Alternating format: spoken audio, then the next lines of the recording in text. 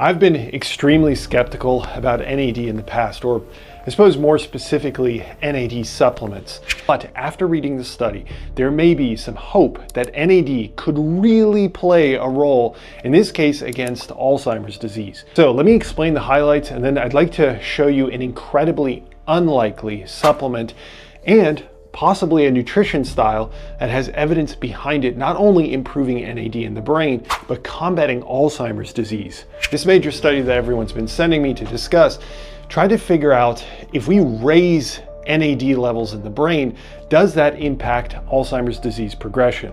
So if we rewind a bit for context, you might be interested to know that Alzheimer's disease brain has a reduced concentration of NAD molecules relative to NADH molecules.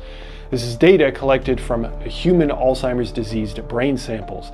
The AD there, if it wasn't obvious, is Alzheimer's disease. So we know that there's either less of the NAD or more of the NADH molecules, creating a lower ratio. This is seen as a bad thing. But why is that? NAD is known to be involved in hundreds of enzymatic reactions within your cells.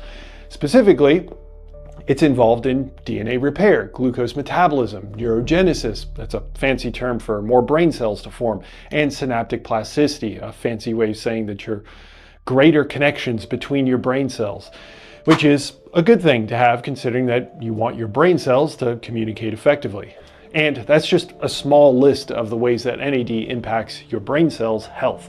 So you can imagine that a low brain level of NAD leads to more DNA damage, less metabolism function, less brain adaptability, and well, other stuff like that. So now that we know that NAD to NADH ratio is low in Alzheimer's disease, what might happen if we, pump it up?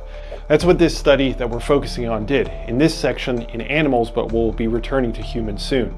Here, we're looking at images of brain cells, and the green fluorescence there is a literal measure of DNA damage. So the more green that you see in the images, the worse.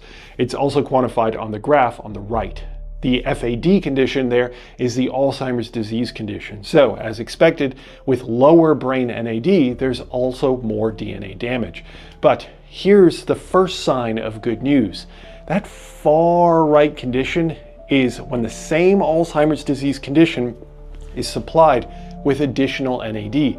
And lo and behold, there is a normalization of the DNA damage. This is a neuroprotective compound that boosts NAD, but it isn't a direct injection of NAD, and we'll return to that in a bit. The point here, and I can confirm that it's also true for multiple other measures of brain cell health, is that NAD boosting reverses many of the different internal problems of the brain cells and what they experience. So DNA damage, neurogenesis, recovery, and so on.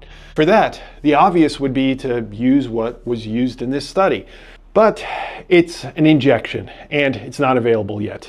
Definitely a shame, but there are alternatives, and they don't require staring down the barrel of a tiny needle. For example, NAD boosting supplements like nicotinamide, mononucleotide, nicotinamide riboside are all precursor molecules that are converted into NAD and have become quite popular. Now, real quick, why not NAD directly?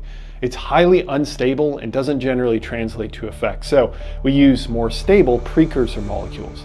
Now, we have significant mechanistic evidence that NAD boosting reverses Alzheimer's disease. So we can focus our attention on human studies that use these precursor molecules to investigate the effect on Alzheimer's disease. We are incredibly fortunate that there are such studies, and not just one, but at least 3.